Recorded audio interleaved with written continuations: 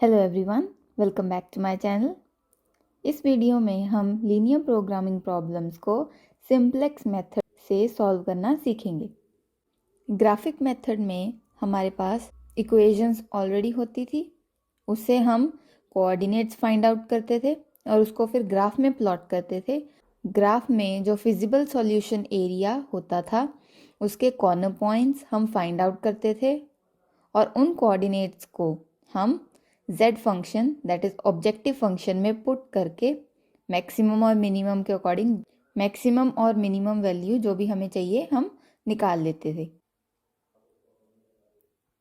Corner points से उनके coordinates से उसे ऑब्जेक्टिव फंक्शन में पुट कर जो भी हमें मैक्सिमाइज और मिनिमाइज की वैल्यूज हम निकाल लेते थे। ये था ग्राफिक मेथड। अब हमारे पास है सिंप्लेक्स मेथड। सिंप्लेक्स मेथड में भी कुछ रिक्वायरमेंट्स है, जैसे ग्राफिक मेथड में हमें कोऑर्डिनेट्स फाइंड आउट करने होते हैं, तो इसमें भी कुछ वेरिएबल ऐड करने पड़ते हैं और फिर सिंप्लेक्स टेबल्स कंस्ट्रक्ट होते हैं और लास्ट में हमें जो भी वैल्यू रिक्वायर्ड होती है वो हम निकालते हैं। सिंप्लेक्स मेथड की टर्मिनोलॉजी समझ लेते हैं और सिंप्लेक्स मेथड में भी जो लास्ट में वैल्यूज निकल कर आएंगी वो भी मैक्सिमाइज प्रॉब्लम है या मिनिमाइज प्रॉब्लम है उस पर डिपेंड करेगा। Let's start with some definitions. Slack variable हम सिंप्लेक्स मेथड में यूज करते हैं। ये slack variable is represented by S और ये इस टाइप की कॉन्स्ट्रेंट्स में यूज होता है और ये कभी भी नेगेटिव नहीं होगा। हम इसे कॉन्स्ट्रेंट फंक्शन में, जैसे हमें अगर दो कॉन्स्ट्रेंट्स गिवन है, हम इसे फर्स्ट कॉन्स्ट्रेंट में यूनिटरी कोफिशिएंट के साथ हम इसे ऐड करेंगे और सेकंड कॉन्स्ट्रेंट में हम इसे सेम यूनिटरी कोफिशिएंट के साथ ऐड करेंगे।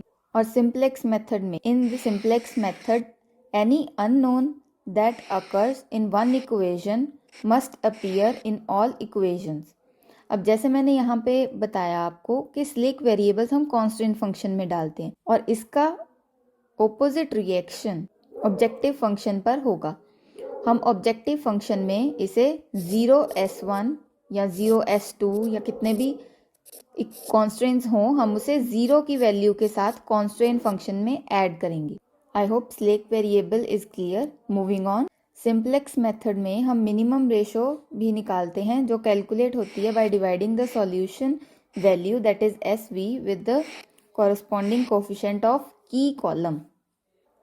ये सारी टर्म्स जब हम प्रैक्टिकल करेंगे तो उसमें बहुत अच्छे से क्लियर हो जाएंगी। की कॉलम क्या होता है, जो हमारा CJ आएगा उसमें से माइनस ZJ वो हमारी की कॉलम होगी। अब CJ और ZJ क्या है? CJ क्या होगा? जो हमारा बेसिक वेरिएबल का कोफिशिएंट होता है हम उसे CJ बोलते हैं और जो ZJ होता है उसकी वैल्यू निकालनी पड़ती है by multiplying the columns with the CJ of coefficient. और ये कॉलम्स जब हम टेबल कंस्ट्रक्ट करेंगे सिंप्लेक्स टेबल, तो उसमें जो हमारी कॉलम्स बनेंगी उन पर्टिकुलर को CJ बेस वैल्यू के कोफिशिएंट के साथ हम मल्टीप्लाई करेंगे और ZJ की वैल्यू आ जाए।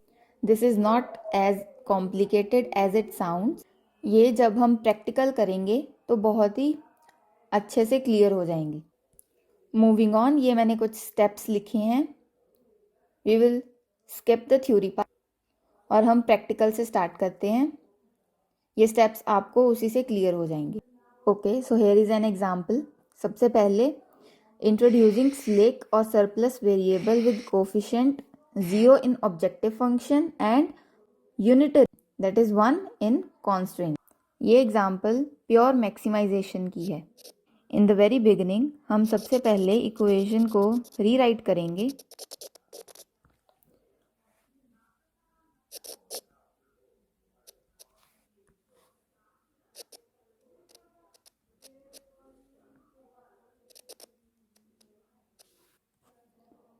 Like this. इसमें फर्स्ट स्टेप परफॉर्म करेंगे।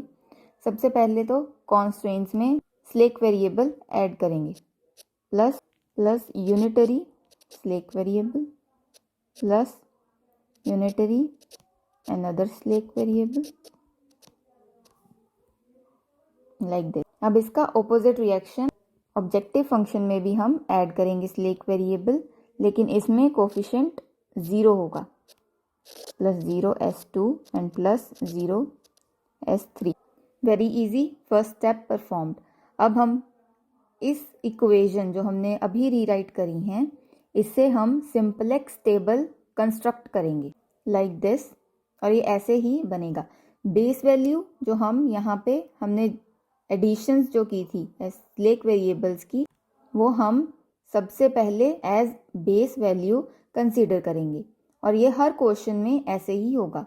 सबसे पहले जो हमने एडिशंस की हैं उसे हम बेस वैल्यू लेंगे, और जो इक्वेशंस की सॉल्यूशन वैल्यू है ये वाली है, तो हम टेबल में सॉल्यूशन वैल्यूज़ लिख लेंगे एंड 25।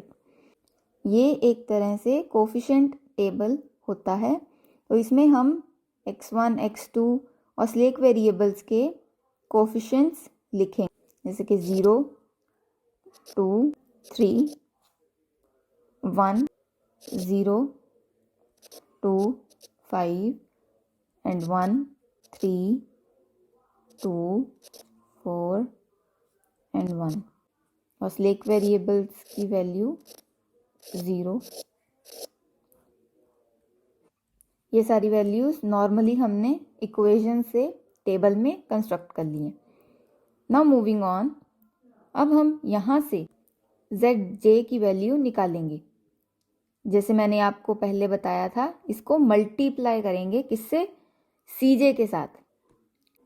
ये यहाँ पर जो मैंने cj लिखे हुए हैं, और cj जो मैंने आपको बताया था, इन बेस वैल्यूज़ की कोफिशिएंट्स S1 और S2 S3 के कोफिशिएंट्स 0 ही हैं। तो अब हम zj की वैल्यू निकालेंगे।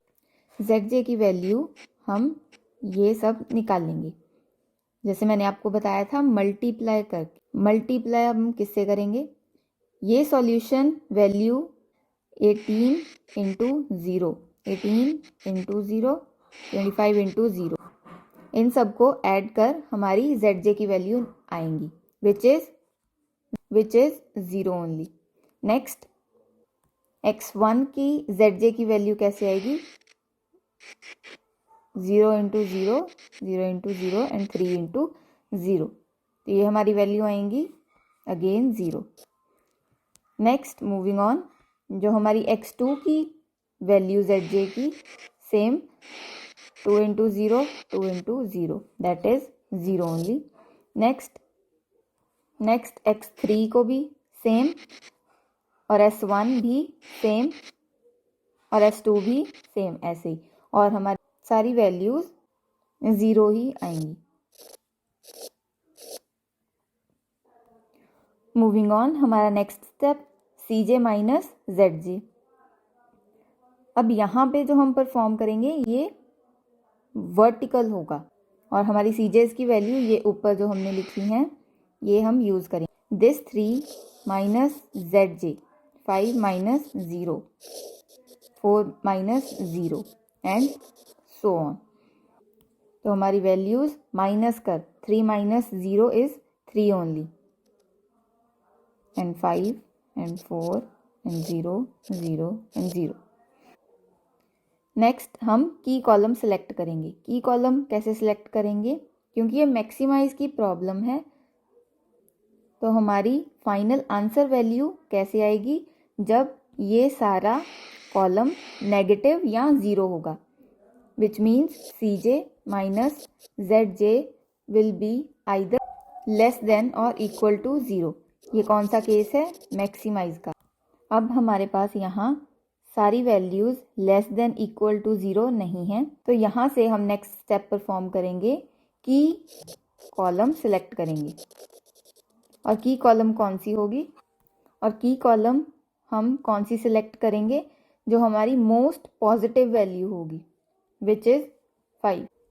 तो हम ये वाली जो कॉलम है, हम इसे की कॉलम सेलेक्ट करें। अब की कॉलम के साथ हम की रो भी सिलेक्ट करेंगे, लेकिन वो हम किस बेसिस पे सिलेक्ट करेंगे, इसलिए नेक्स्ट स्टेप इसलिए हम मिनिमम रेशो का एक कॉलम बनाएंगे, और जो मैंने स्टार्टिंग में एक्सप्लेन किया था, minimum ratio by dividing the solution value, this solution values with the key column values. तो यहाँ पे हमारा आंसर आएगा 18 divided by 2 that is 9, then 18 divided by 2 and 25 divided by 2 which is equals to,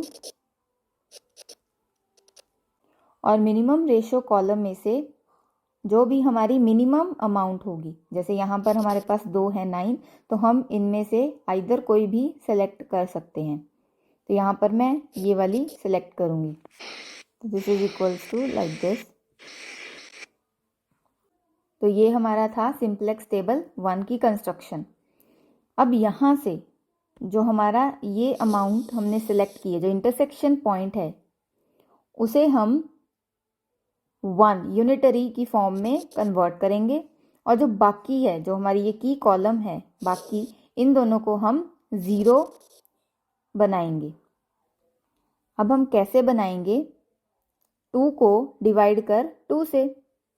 जब हम रो 1 divided by 2, तो हम सिर्फ ये अमाउंट को नहीं डिवाइड करेंगे, ये पूरी की पूरी रो जो है ये 2 से हम डिवाइड करेंगे। जो नेक्स्ट रो है वो हम यहाँ पर 0 लेकर आएंगे, तो उसके लिए हम जो ऑपरेशन लगाएंगे वो पूरी की पूरी रो 2 पर लगाएंगे।